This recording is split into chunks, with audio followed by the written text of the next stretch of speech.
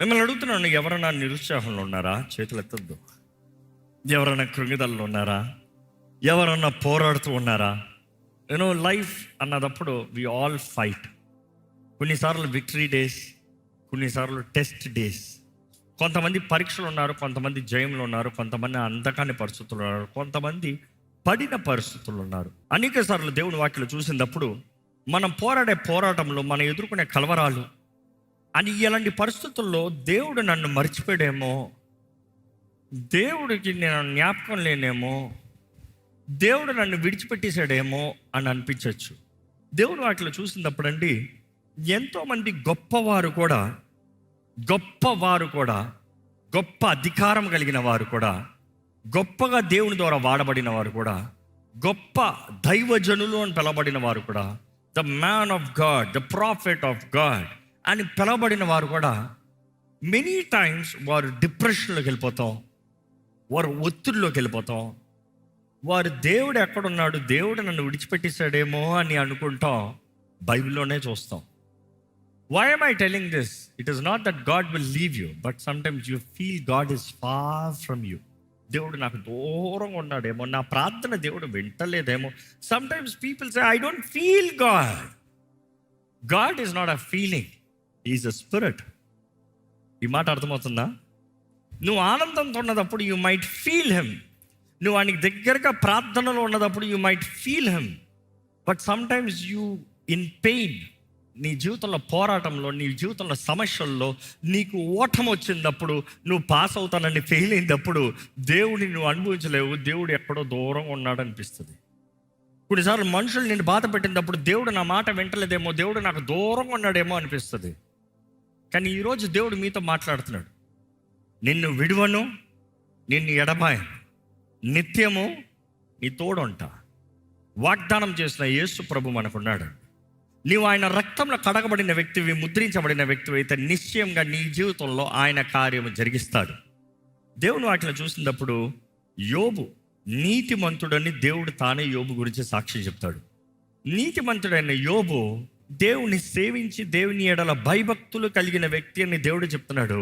కానీ అలాంటి వ్యక్తి కూడా డిప్రెషన్లోకి వెళ్ళి ఆయన చెప్పిన మాట ఒకసారి చూడాలంటే యోబు గ్రంథము 30:16-20 వరకు చదివితే ఆయన అంటాడు, నా ఆత్మ నాలో కరిగిపోయినది, ఆపద్దినములు నన్ను పట్టుకొని ఉన్నవి. ఆపద్దినములు నన్ను పట్టుకుని ఉన్నవి, రాత్రి వేళను నా ఎముకలు నాలో విరగొట్టబట్లున్నవి.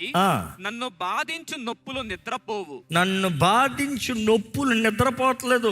నా ఎముకలు రాత్రంతా విరిగిపోయినట్టుగా నొప్పితో ఉంది. ఈ నొప్పులు తట్టుకోలేకపోతున్నాను. ఇంకా చదవండి ఆ మాట. మహారోగ బలము చేత నా వస్త్రము నిరూపమగును, మెడ చుట్టూ నుండి నా చొక్కాయి వలె అది నన్ను ఇరికించుచున్నది. ఆయన నన్ను బురదలోనికి త్రోసెను.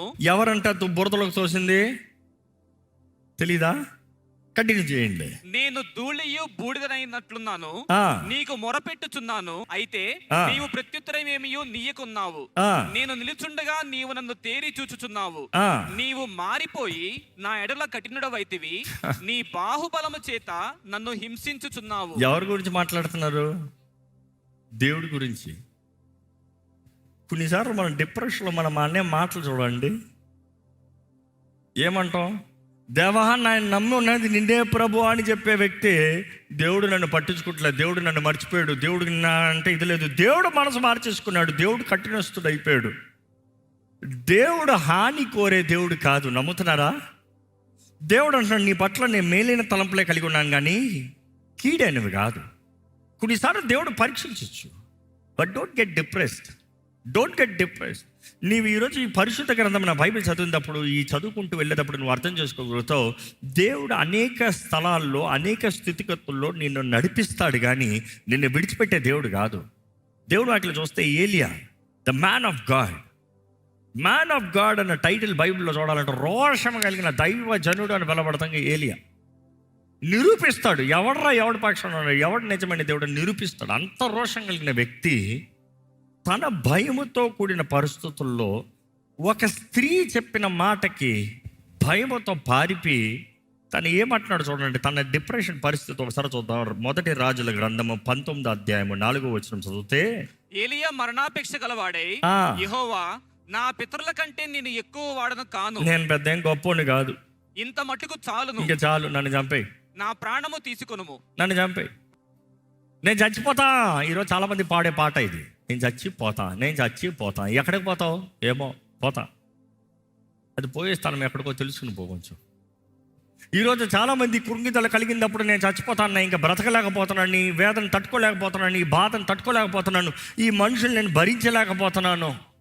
వి get discourage, depressed very easily. ఈరోజు మనుషులు ఒక మాట అంటే పుష్, కొంచెం బెదిరిస్తే పుష్, కొంచెం పొగిడితే పుష్, అన్నీ గాలిలే. కొంతమంది గాలి కొడతనే ఉండాలంట. అంటే తిప్పుతున్నాడు రా అంటే ఆ మాటలకు తుస్సు తుస్సు తుస్సు అంటే పెద్దకి వెళ్తారు మనిషి. ఈ మనుషుల బుద్ధి అది. ఎవడన్నా పొగడలేదా?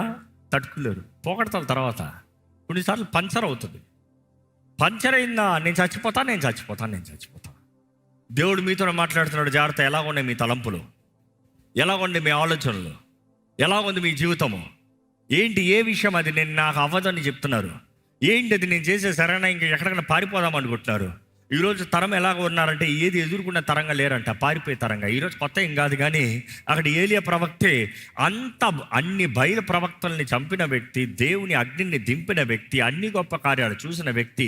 ఒక్క యెజబెలు స్త్రీ చెప్పిన మాటకి, రాణి చెప్పిన మాటకి హల్లని పరిగెత్తాడు. ఇప్పుడు ఏమంటున్నాడు? చచ్చిపోతాను, ధైర్యం చాలగా, ప్రభు నన్ను చంపేవా అంటున్నాడు. ఇంకా నెక్స్ట్ చూస్తే, బైబిల్లో చూస్తే, one of the sorrowful psalm, లేకపోతే ఇంకో మాట చెప్పాలంటే theologians count it as the darkest psalm అంటారు. ఎంతో చీకటి, లేకపోతే బాధ, ఎంతో వేదన కూడిన కీర్తన అని చెప్పినప్పుడు సామ్స్ 88 అంటారు. సామ్స్ 88లో చదివినప్పుడు కోరా కుమారులు రాసిన కీర్తన ఇది. కానీ హెమ్ ఒక కుమారుడు, కోరా కుమారుడు హెమ్, తను రాసిన కీర్తన. ఆయన రాస్తున్నాడు ఏమని? ఇక్కడ 5వ వచనం చదువుతారా అండి? 88:5. చచ్చిన వారిలో విడువబడిన వాడనైతిని. ఏంటంట? చచ్చిన వారిలో విడువబడిన. ఇంకా ఆయన డిప్రెషన్ స్టేట్లో ఏమంటున్నాడు? చచ్చిన వాళ్ళ సమాధుల మధ్యలో శవంలా పడున్నాను. ఇంకో మాటలు చెప్పాలంటే సమాధుల మధ్యలో ఉన్నాను నేను, చచ్చిన స్థితిలో ఉన్నాను నేను. ఇంకా నేను సమాధిలో పడి ఉన్న హతులలో ఒకరి వలె అయితిని, నీవిక స్మరింపని వారి వలె అయితిని. ఏంటంట? దేవా, ఇంక నువ్వు నన్ను పట్టించుకోవట్లేదు ప్రభా, నీ ద్వారా విడిచిపెట్టబడిన వ్యక్తికి అయిపోయినావు. ఇంకో చావులో ఉన్నాను నేను, చచ్చిపోతున్నాను, చచ్చిన వారి మధ్య చచ్చిన వారిలాగా ఉన్నాను, నా బ్రతుకు చచ్చిన రీతిగా ఉంది. మేబీ ఇక్కడ ఉన్నవారు అలాంటి పరిస్థితులు ఉన్నారేమో. You are feeling God, my life is dead, my family seems dead, my marriage life seems dead, my education seems dead, my job seems dead.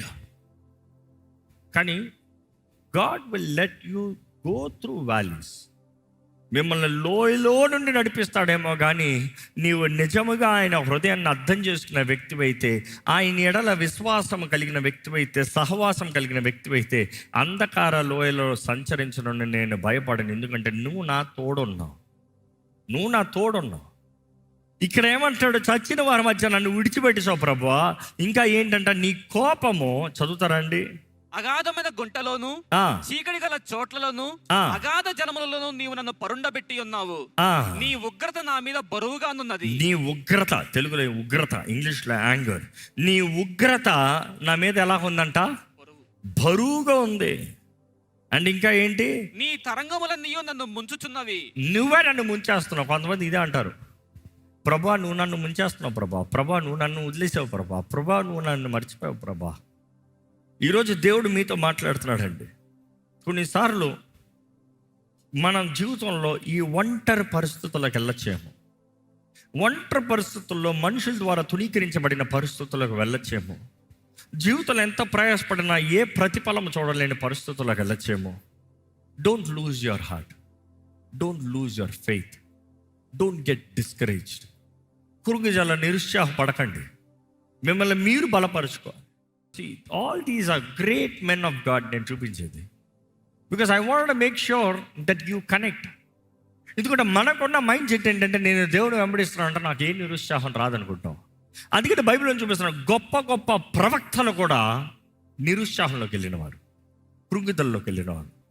ఈరోజు చాలామంది తల్లు తింటున్నారు దెయ్యం దగ్గర, సాతాను నుంచి అణిచివేయబడుతున్నారు. Because of your lonely feeling, depressed feeling. అపవాది దాడులకి అర్థం కావట్లేదు. యోబు లాంటి నీతిమంతుడిని చూస్తాము, దేవుడు తన శోధించబడటానికి, పరీక్షించబడటానికి అనుమతించినప్పుడు అపవాది చూడండి ఎక్కడైనా గ్యాప్ ఇచ్చాడా? గ్యాప్ అవ్వాలా. ఒక నాశనం తర్వాత ఇంకో నాశనం, ఒక కీడు తర్వాత ఇంకొక కీడు, ఒక కష్టం తర్వాత ఇంకొక కష్టం, ఒక మనిషి తర్వాత ఇంకొక మనిషి, చివరికి భార్య కూడా దేవుడు దూషించి చావరాదా? ఇంకా ఎందుకు నీ ఇంటగ్రిటీ?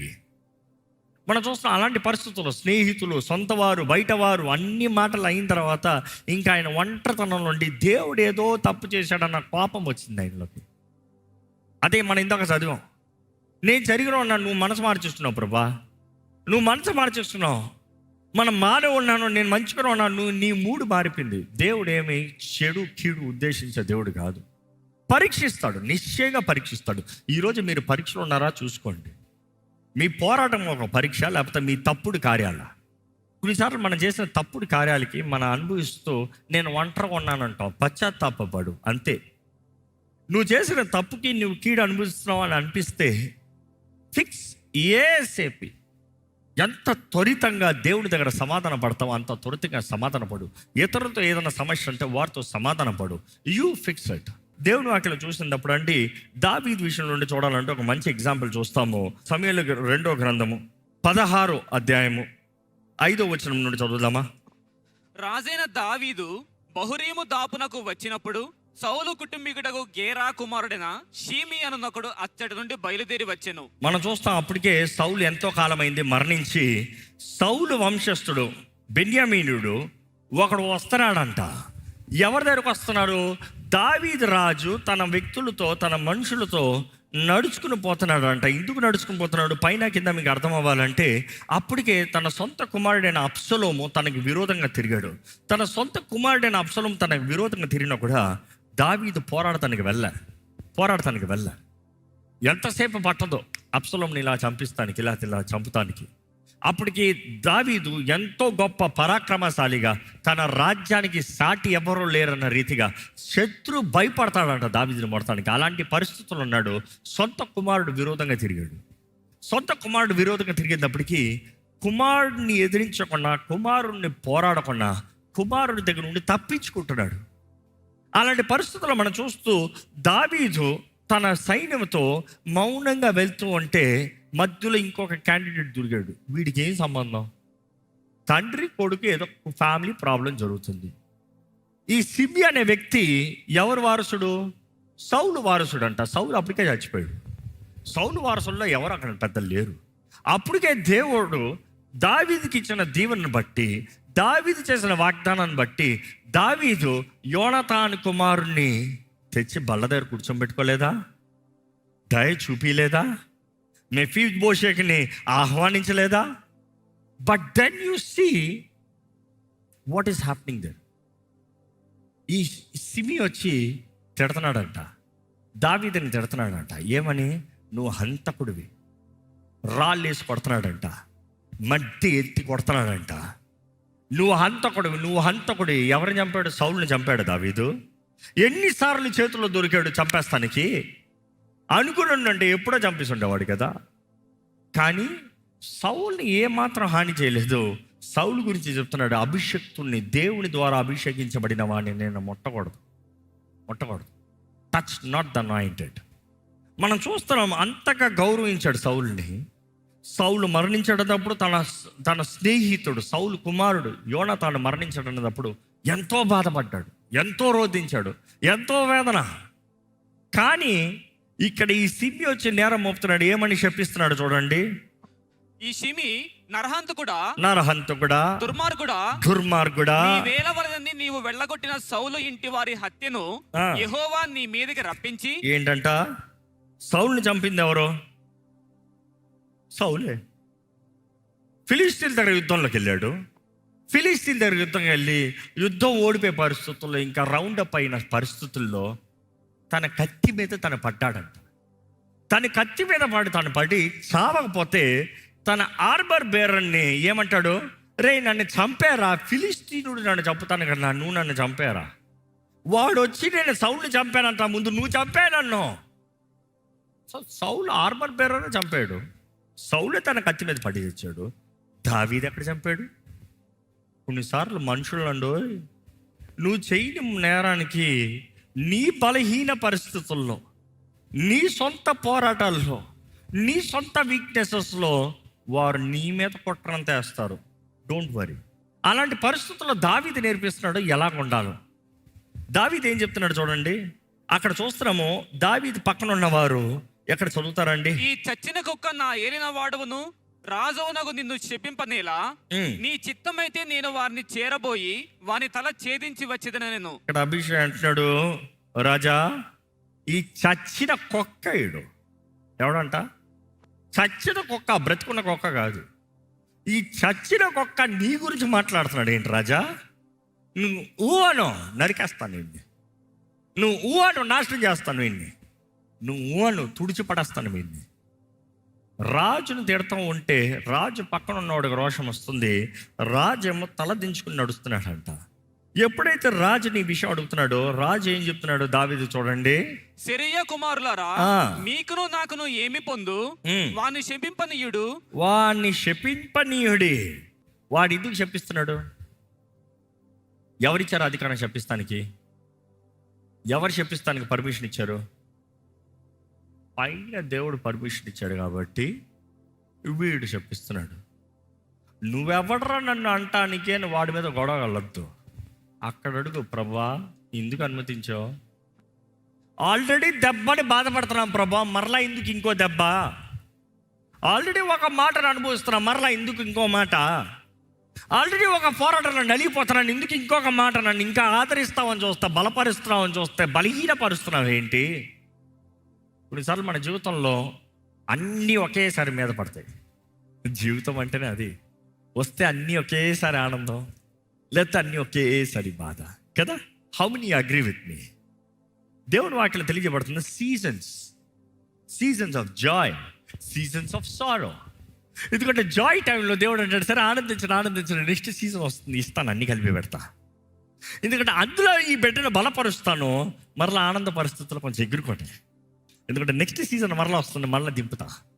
అందుకని దేవుడు ఆయనే హెచ్చిస్తాడు, ఆయనే దింపుతాడు. ఈ మాట గమనిస్తానండి. ఈయన అంటున్నాడు ప్రభు అనుమతిస్తేనే కానీ. చదువుతామా మాట? దావీదును శపింపమని యెహోవా వానికి సెలవీయగా, నీవు ఈలాగ ఎందుకు చేయుచున్నావని ఆక్షేపణ చేయగల వాడెవడని చెప్పి అభిషేక్తోనూ తన సేవకులందరితోనూ పలికినదేమనగా, నా కడుపున పుట్టిన నా కుమారుడే, నా ప్రాణము తీయ చూచుచుండగా, మా ఓడే మనోడే నన్ను చంపుతామని చూస్తే ఈ బయట లెక్క. ఈరోజు చాలా మంది పాపం ఇంట్లో ఉన్న ప్రాబ్లమ్ సెటిల్ చేయరు, ఊర్లో ప్రాబ్లమ్ సెటిల్ చేద్దాం అనుకుంటారు. కొంతమంది పాపం ఆగదు సంతోషం, ఇంట్లో ఉన్న గొడవలు చాలా అంట, ఊర్లో గొడవలు కావాలంట. చాలామంది ఇంట్లో సమాధానం పడరు, ఊర్లంతా సమాధానం కోరుతారు, లేకపోతే ఊర్లంతా జస్టిఫికేషన్ కోరుతారు. First fix it inside, then let's think about outside. If inside there is integrity and value, outside nobody will dishonour. ఈ మాట అర్థమవుతుందా అండి?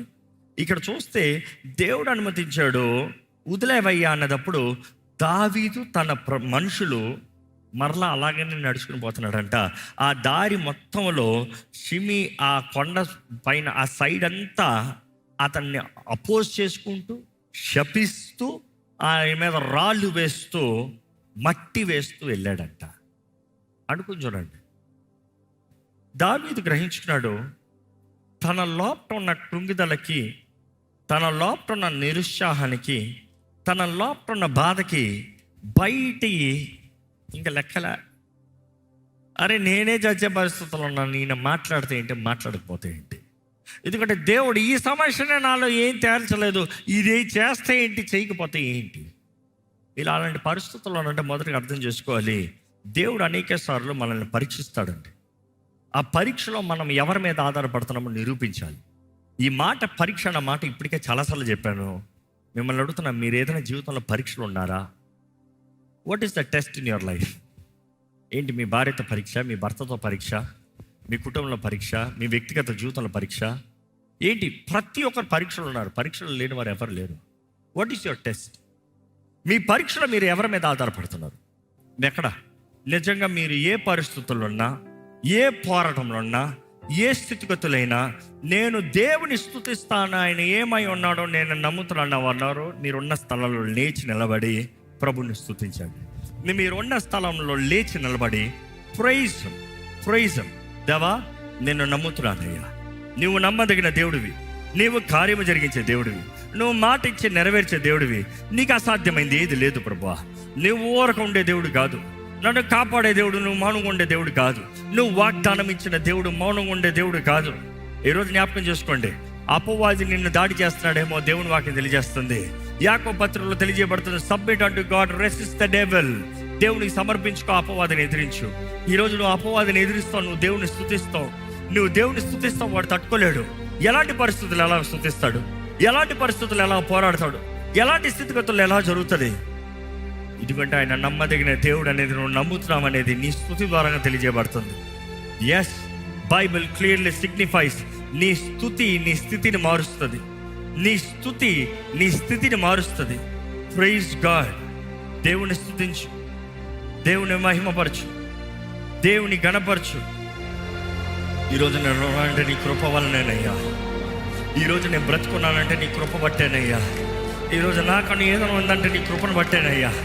లేని దాని గురించి బాధపడ్డాను, నన్ను క్షమించు. నీ ఆత్మని నాకు ఇచ్చావయ్యా, దానికి మించి నేను అడగలిగింది ఏముంది ప్రభా?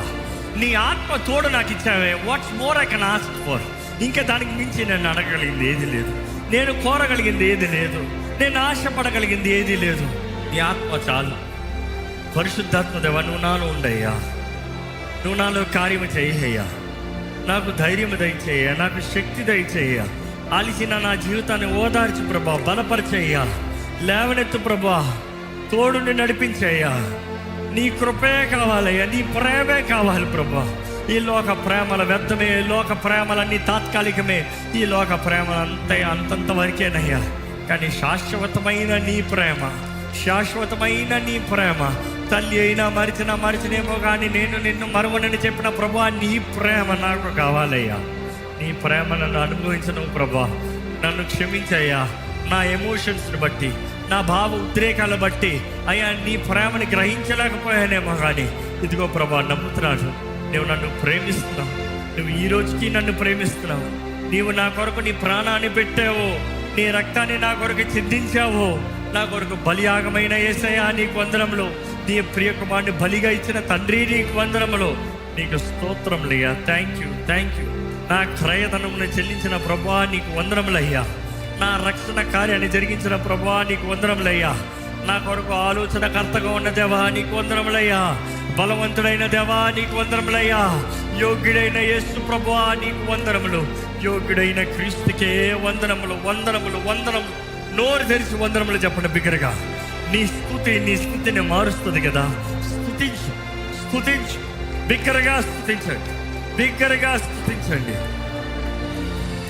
మా తోడుండయ్యా, మాలో ఉండయ్యా, మమ్మల్ని బలపరిచేయ, మమ్మల్ని లేవనెత్తయ్యా. మాకు శక్తిని దయచేయ, మాకు జీవము దయచేయ. పునరుద్ధానపు శక్తిని మాలో ఉంచు ప్రభువా. ఇక్కడ ఎవరు పిరికి వారికి ఉండకూడదు, ఇక్కడ ఎవరు చేతకాని వారికి ఉండకూడదు. ఇక్కడ ఏ ఒక్క జీవితం ఓటమి జీవితం ఉండకూడదు. ఇక్కడ ఏ ఒక్క జీవితంలో శాపకృతమైన జీవితం ఉండకూడదు అయ్యా. చెప్పే శాపాలు మా మీద పని చేయవు ప్రభా. దేవా, నువ్వు మమ్మల్ని ఆశీర్వదిస్తే ఏ శాపం మా పైన పనిచేస్తుంది ప్రభా. దేవా, నువ్వు మా పక్షాన్ని ఉంటే నీ నిబంధన మా తోడుంచుతుంది. దేవా, మాకు ఏ భయం లేదయ్యా. దేవా, నువ్వు మాట ఇచ్చి నెరవేర్చే దేవుడు. నీవు నీ వాక్కు నీవేమై ఉన్నావో దాన్ని బట్టి నెరవేర్చే దేవుడు అయ్యా. నువ్వు ఎంతైనా నమ్మదగిన దేవుడు అయ్యా. నువ్వు ఎంతైనా చాలిన దేవుడు అయ్యా. ఒక దినము మాకు అవమానము అనుమతిస్తావేమో కానీ తప్పకుండా అదే విషయంలో మాకు జయాన్ని, గౌరవాన్ని ఇచ్చే దేవుడు అయ్యా. నిన్ను నమ్మిన ఇక్కడ ఎవరి జీవితం వ్యర్థంగా పోకూడదు. నిన్ను నమ్మిన ఏ ఒక్క జీవితం అవమానంగా పోకూడదు.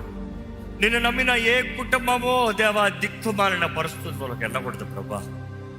నీ కార్యములు, నీ సహాయం, నీ శక్తి, నీ మహిమ మేము రుచి చూడాలి ప్రభా. ఇక్కడ ఏ జీవితాన్నైనా, ఏ మనసునైనా, ఏ కుటుంబానైనాను ఎటువంటి అపవాది దాడులు జరుగుతున్నాను ఇదిగో ప్రభా, నీ వాక్యం సెలవిస్తున్న రీతిగా మేము చేయగలిగినంత ఒకటే మేము నీకు సమర్పించుకుంటున్నాం. నీ భక్తులు చేసిన రీతిగా నిన్ను స్తుతిస్తాము, ఆరాధిస్తాము, కొనియాడతాము. కానీ అదే సమయంలో అపవాదిని ఎదిరించమని నీ వాక్యం తెలియజేస్తుంది. ఇదిగోనయ్యా, నీ వాక్కు సెలవిస్తున్న రీతిగానే the lord rebukes you Satan. ఇదిగో నీవు మా పక్షాన ఉన్నావు ప్రభువా. అపవాదిని నువ్వు గద్దిస్తున్నావు. ఈ మాటే ప్రకటిస్తున్నామయ్యా.